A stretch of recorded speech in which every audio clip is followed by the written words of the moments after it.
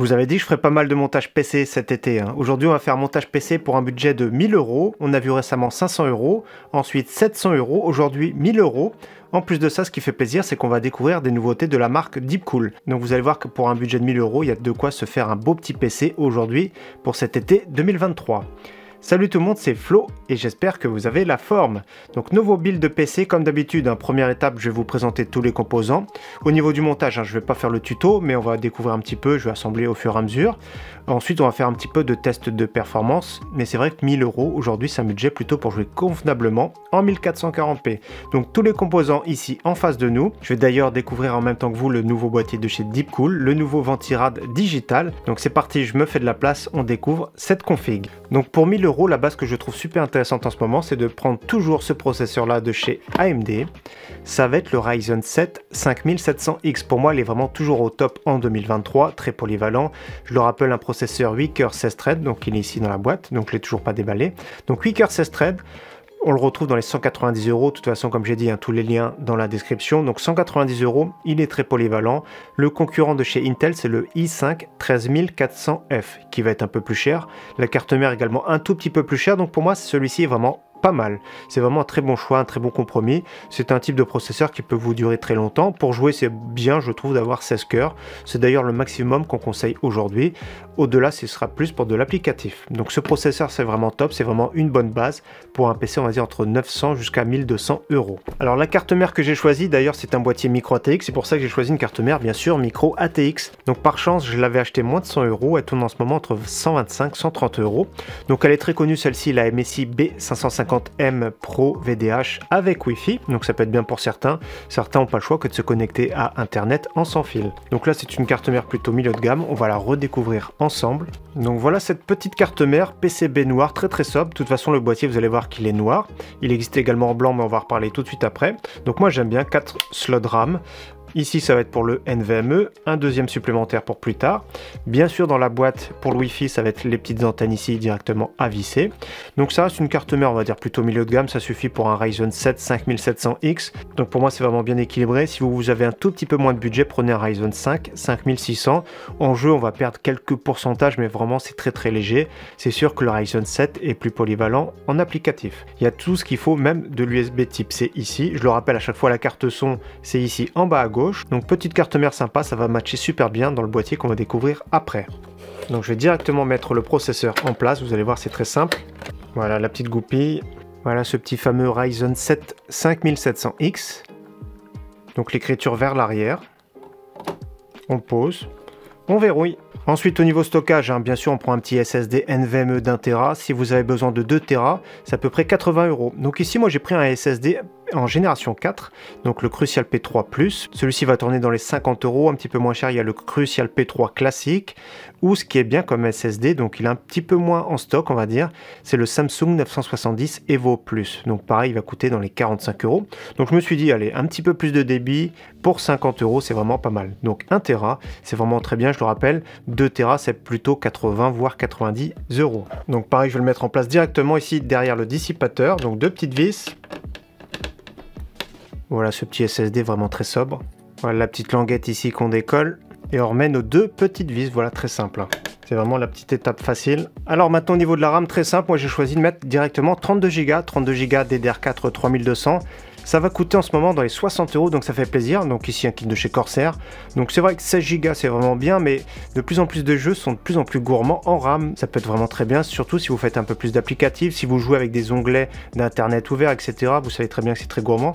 Donc 32 Go, surtout au prix du moment, pour un PC à environ 1000 €, je trouve que c'est vraiment un bon choix. Voilà, on les connaît très bien celle-ci maintenant, un look vraiment très très sobre. Je retire les petites étiquettes de protection parce que c'est pas très joli. Et donc je vais les clipser directement, deuxième et quatrième emplacement, plus loin du socket. Le petit côté comme d'habitude, le petit côté vers le bas. Donc notre plateforme est presque prête, il manque plus qu'un système de refroidissement bien sûr. Et c'est ce qu'on va voir maintenant avec une nouveauté de chez Deepcool. Donc tout de suite je vous présente la gamme Digital. Donc Digital, ça fait plaisir, ça va être vraiment super bien, ça va être une découverte également pour moi, avec une petite indication ici sur le dessus, température, etc. Faudra brancher en USB interne, télécharger un logiciel, donc un logiciel très simple, un tout petit peu du RGB en plus, donc on va le découvrir.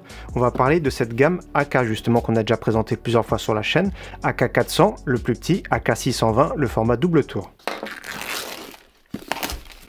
Alors il y a encore un petit scotch ici, donc ici c'est la version full black, donc regardez c'est assez mastoc, je vais vous présenter après son petit frère et son grand frère. Donc ici c'est pour brancher le ventilateur sur CPU fan, déjà très simplement. Là ça va être pour l'USB interne, ce petit connecteur ici, donc branché directement en bas de la carte mère. Ça va être pour gérer l'écran via logiciel.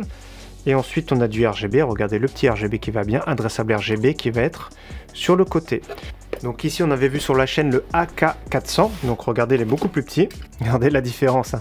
AK400, AK500 qui est beaucoup plus gros on va dire au niveau du radiateur, mais au niveau du ventilateur c'est le même, donc moi j'ai la version de base, entre temps ils ont sorti la version full black et la version full white. Et on avait vu également sur la chaîne le AK620 format double tour avec deux ventilateurs, également il existe en version full white maintenant et en version full black. Donc petit rappel au niveau performance, le petit AK400 ça peut être bien notamment pour un Core i5 12400F, Ryzen 5 5600, c'est vraiment un combo idéal. Ce qui était ressorti de celui-ci, c'est au niveau du silence également, parce que le ventilateur était vraiment bien optimisé. Le AK500 ici qui nous intéresse, c'est idéal pour un Ryzen 7 5700X, beaucoup plus volumineux. Ça va être super intéressant de voir la température affichée, etc. Ça peut être bien également pour un Core i5 12600K, 13600K, le 13500 également. Et plus tard, ça peut être bien pour le i5 14400F, je pense qu'il sera vraiment au top. Donc plutôt milieu de gamme celui-ci, mais pour les processeurs qui vont chauffer un petit peu plus, je vais vous conseiller plutôt les formats double tour comme le AK620. Comme on avait testé, c'est à peu près niveau performance d'un water cooling 240 mm, plutôt milieu de gamme. Les versions haut de gamme bien sûr des water cooling sont plus performants.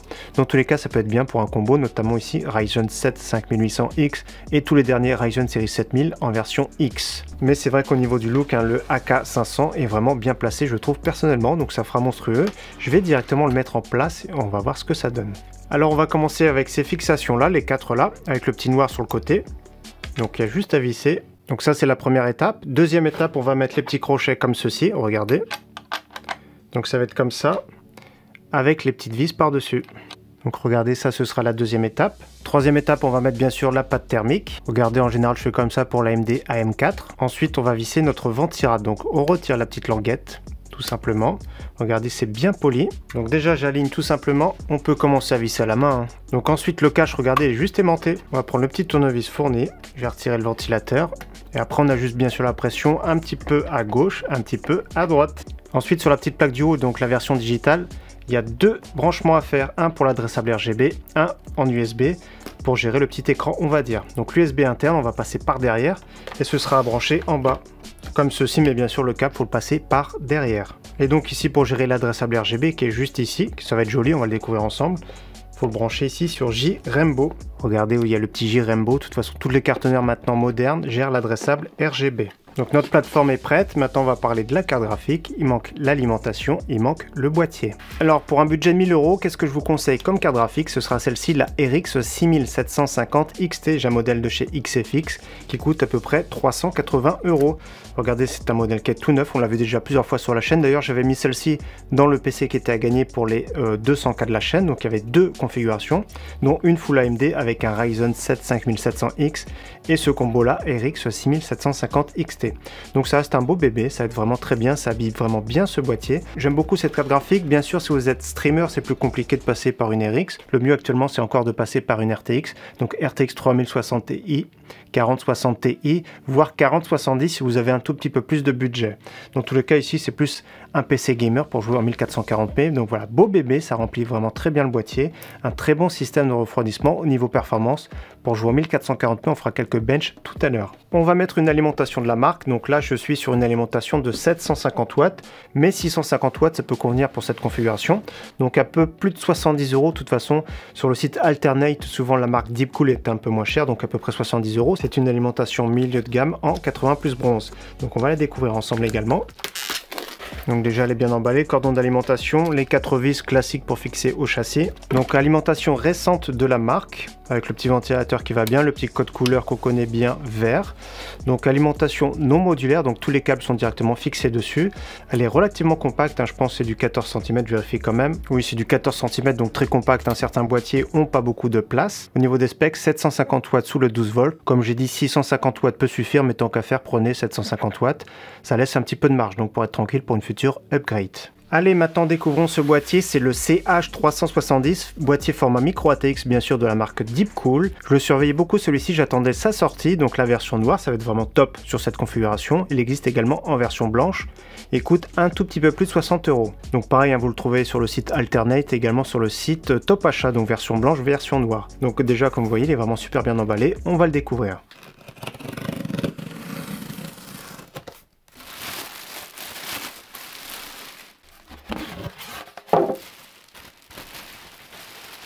Donc comme vous voyez, un boîtier format micro ATX. De toute façon, moi j'aime bien ce format parce qu'il y a quand même de belles cartes mères en micro ATX. Donc du mesh en façade, c'est filtré, c'est vraiment top. Sur le dessus justement, c'est filtré également en 240 mm, donc il est scotché. Donc filtré sur le dessus 240 mm, compatible water cooling de 240. Donc là c'est vraiment bien, voire deux ventilateurs de 140 mm. Le petit verre trempé, alors je vérifie. Voilà le petit verre trempé, regardez. Donc il est assez renforcé celui-ci, c'est vraiment pas mal. Comme d'habitude, il faut faire attention. Le grand classique, c'est fragile, le verre trempé. Donc des films de chaque côté, il faut bien les retirer. Donc je vais enlever la porte latérale gauche. Donc porte latérale gauche avec le petit code ici de la marque, hein, Deepcool, comme vous voyez. C'est texturé un petit peu sur le bas. Donc particularité de ce boîtier, hein, il y a un petit support pour carte graphique, c'est vraiment top, ça va nous intéresser dans notre cas parce que la carte graphique est assez longue. Regardez ce que ça va donner. Donc c'est vraiment bien de pouvoir la supporter ici directement. Et autre particularité de ce boîtier, regardez, on appuie ici. Un petit support intégré pour casque, je trouve ça super fun. Regardez ce que ça donne, le petit support pour casque. On appuie, voilà, petit support pour casque, c'est vraiment bien. Donc l'avant, comme j'ai dit, est filtré. Le dessous, c'est filtré. Au niveau de la place pour le cable management, hein, comme on voit, c'est vraiment pas mal. Donc après, au niveau du poids, c'est vraiment pas hyper lourd en soi. Mais ça reste un boîtier convenable, je trouve, au très bon rapport performance-prix, avec une bonne capacité d'intégration. Donc d'origine est fourni un ventilateur de 12 cm en extraction. En façade, on pourra en mettre 3 directement. Et donc compatible, bien sûr, water cooling de 360 mm, 240 sur le top. Voilà, plus qu'à finir de monter ce beau petit PC, faire quelques tests, et nous, on se retrouve tout de suite après. Alors montage et test terminé, le montage ça se passe vraiment super bien, il n'y a vraiment pas de soucis, il n'y a pas trop de RGB, il y a juste le petit RGB ici, donc il y a moins de câbles, donc c'est vraiment plus facile. Donc j'ai beaucoup apprécié ce montage, c'est vraiment super simple, ça prend pas trop de temps. Donc regardez ce que ça donne, moi j'aime bien en plus de ça le support de la carte graphique qui tombe pile poil, c'est vraiment au top. Donc voilà, c'est un boîtier micro ATX, c'est pas un boîtier encombrant, mais ce sera vraiment excellent. Vous le mettez en plus, regardez encore une fois, hein, je vous le montre, hein, vous pouvez mettre votre casque ici, c'est vraiment top. Moi j'aime bien ce boîtier personnellement, donc pour un PC à 1000 €, j'ai fait des tests, je vais en parler après en 1440p. Pour l'affichage de la température du GPU, c'est vraiment super fun, c'est à peine plus cher que les versions sans, on va dire, digitales. Donc autant prendre, je trouve, la version digitale, donc c'est une nouveauté qui vient juste d'arriver. C'est très simple, hein. Comme j'ai dit, vous connectez en USB interne, il y a juste à télécharger le logiciel et après à chaque démarrage de Windows, voilà, ça se lance. Là on prend l'exemple ici, c'est marqué 56 degrés par exemple, c'est la température du CPU. On va parler après des températures bien sûr, du bruit etc. juste après, mais n'hésitez pas à me dire déjà ce que vous en pensez au niveau du look. Moi je trouve ça vraiment super classe et super clean. Donc voilà, ce qu'on peut rajouter, on va parler après des températures et du bruit, ce qu'on peut rajouter ce serait peut-être des petits ventilateurs, ça coûte pas très cher, il y a des packs de 3 ventilateurs, en mettre par exemple 2 en façade, 1 ou 2 en extraction également sur le top, mais là franchement d'origine c'est vraiment bien, vous allez voir que les températures sont vraiment très contenues, en plus de ça nous sommes en été, donc moi j'habite en Bretagne donc il fait pas super chaud, mais dans tous les cas voilà, les températures sont plus élevées en été bien sûr. Donc voilà, ça change un petit peu de la sobriété. Là, un PC full black. C'est vrai que la plupart du temps, j'aime bien les configurations white, mais là, c'est vraiment classe. Donc moi, j'aime bien également ce type de config. Donc on va parler des performances, mais pour commencer, je vais me taire, on va parler du bruit. Ah, super calme, hein. Je crois que c'est 36-37 au repos. En charge, il est monté à 39 décibels. Donc ça va être surtout la carte graphique hein, qui va accélérer un petit peu. Le ventirad fait bien le travail. Donc c'est un ventirad que je peux vous conseiller pour ce Ryzen 7 5700X sans souci. D'avoir des ventilateurs en plus, ça peut apporter un peu plus d'air frais, on va dire, surtout pour la carte graphique. Donc c'est parti, j'ai fait tous mes tests en 1440p, qualité élevée comme à chaque fois je le dis, hein, optimisez vos réglages. Donc j'ai fait des tests sur 7 jeux, c'est vraiment avec des benchmarks intégrés pour vous donner une idée. Premier test c'est Call of Duty Modern Warfare 2 avec 143 de moyenne.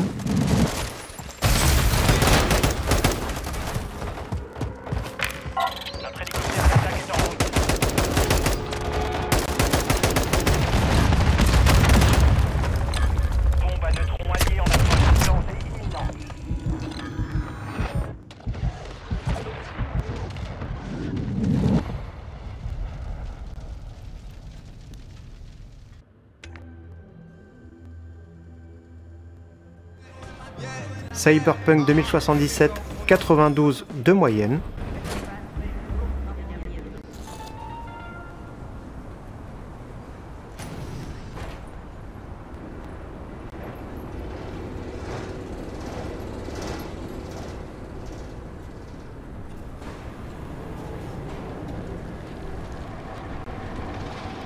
No busques evidencias. Sé el verdadero. Si buscas algo, encontrarás un paz. Parce que j'en ai déjà 5. Vous ne me convaincrez pas d'en acheter un 6e, monsieur. Monsieur!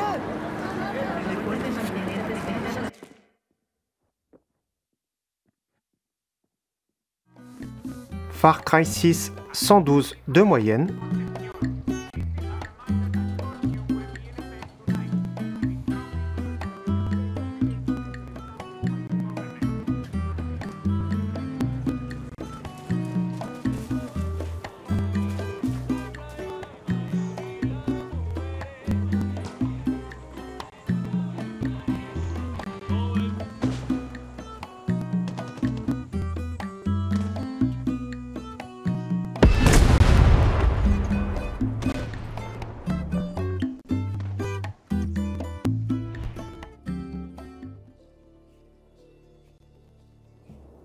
Assassin's Creed Valhalla, 96 de moyenne.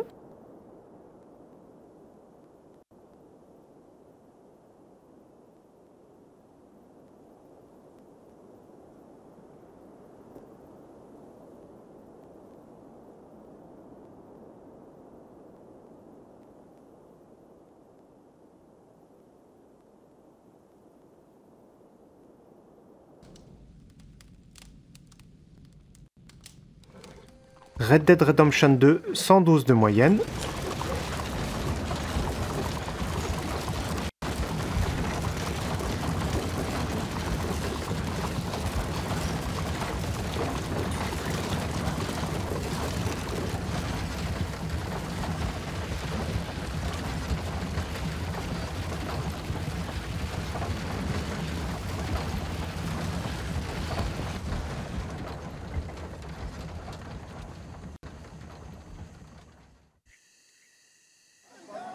Tomb Raider 139 de moyenne.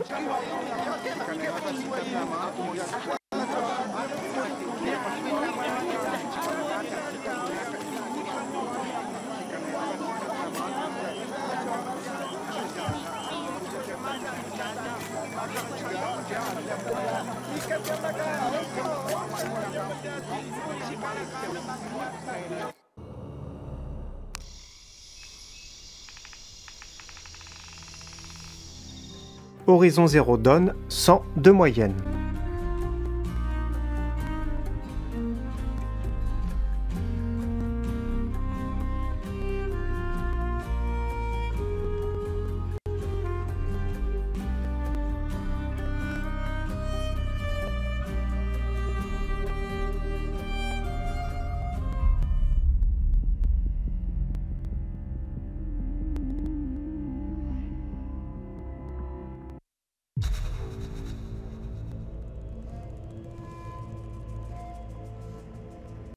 Ensuite, comme d'habitude, je fais un petit 3D marque, n'hésitez pas à comparer, comme je le dis à chaque fois, le Time Spy, 12 771 points, ce qui est vraiment excellent. Après tous ces tests, la relevée de température pour la carte graphique, c'était 66 degrés environ. La température du processeur, 62 degrés, donc c'est vraiment excellent. Donc autour de 60 degrés, il n'y a vraiment pas de souci. En plus de ça, ce qui est bien, c'est que c'est relativement silencieux. Au niveau de la consommation, ce PC a tourné à environ 350 watts en pic de consommation. Comme je vous ai dit, alimentation ici 750 watts. 650 watts, ça aurait suffi. Donc si vous prenez du 750 watts, c'est pour une upgrade future, notamment au niveau de la carte graphique. Il y a encore de la place, je vais vous montrer. Sauf si vous mettez bien sûr un water cooling de 360 mm en façade. Donc voilà, j'aime bien ce PC au niveau du look, au niveau performance. 1000 €, ça fait plaisir d'avoir un PC qui permet de jouer bien sûr en 1440p dans de bonnes conditions. À des jeux compétitifs, bien sûr, vous pourrez jouer en 1080p à plus de 200-300 fps. Donc là, ça fait plaisir. Donc c'est un PC cohérent. La seule chose que je vous ai dit, si vous voulez stream plutôt sur ce PC, il faudra passer plutôt sur le processeur plutôt que la carte graphique. Donc si vous voulez à tout prix un PC pour stream, je vous orienterai plutôt vers une RTX comme j'ai dit en début de vidéo, 3060 Ti minimum, 4060 Ti, l'idéal ce serait la 4070. Donc encore une fois une bonne découverte aujourd'hui, du bon matos de la part de chez Deepcool qui se concentre sur le rapport performance-prix, donc ça fait plaisir. Donc c'est pas du matériel encore haut de gamme mais ils se sont un peu élevés en gamme, donc ça fait plaisir. Donc je trouve qu'ils sont vraiment super bien placés au niveau du prix, au niveau des performances et au niveau du look global. Donc c'est une bonne évolution de la marque. Dans mon premier PC il y a quelques années quand j'ai commencé YouTube, je crois que c'était 2017 ou 2018, j'avais d'ailleurs un water cooling de chez Deepcool, c'était le Castle en 360 mm, j'avais même des ventilateurs de chez Deepcool, donc j'avais mon PC à l'époque qui était équipé full ventilateur Deepcool. Là il y a eu un gros effort surtout fait au niveau du bruit et des performances. On va dire que la qualité globale de la marque s'est améliorée. Donc petit rappel comme à chaque fois, je mettrai tous les liens en description, parfois même je relais en vidéo bon plan certains composants de la marque Deepcool, notamment des fois des water cooling, des fois des ventirades. Je relais parce que des fois il y a des petits coupons, donc ça fait toujours plaisir, donc j'essaye de surveiller régulièrement la marque Deepcool ou d'autres marques. Donc n'hésitez pas bien sûr également à suivre mes vidéos bon plan. En attendant encore une fois, merci à tous d'avoir suivi cette vidéo et j'espère qu'elle vous aura plu. Je vous dis à très bientôt sur ma chaîne. Ciao, bye!